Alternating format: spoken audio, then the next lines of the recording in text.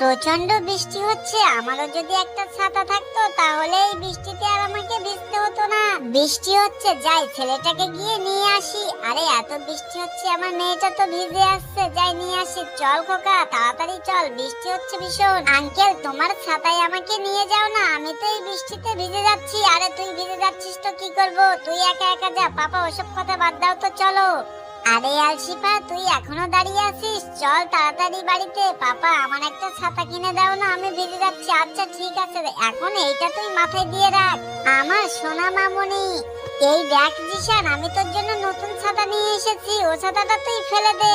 আরে পাপা, এই দেখো একটা ছাতা, এই ছাতাটা মামুনি আমি তোকে ঠিক করে দেব, আর তোকে এই বৃষ্টিতে ভিজতে হবে না। চল মামুনি, দেখ ছাতাটা রেডি হয়ে গেছে, এবার থেকে তুই এই ছাতাটা নিয়ে স্কুলে যাবি।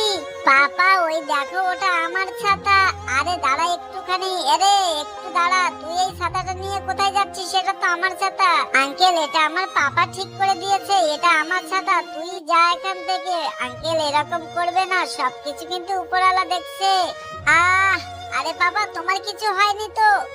মেয়েটি আমাকে এক্ষুনি কি বললো, সবকিছু উপরওয়ালা দেখছে, তাই তো আমি মনে হচ্ছে পড়ে গেছি। আঙ্কেল, আমি আমার আল্লাহকে ভয় করি, ঠিক বলেছিস, উপরে ভগবান আছে। বন্ধুরা, উপরওয়ালার উপর ভরসা রাখলে লাইক শেয়ার সাবস্ক্রাইব করে তার নাম লেখো।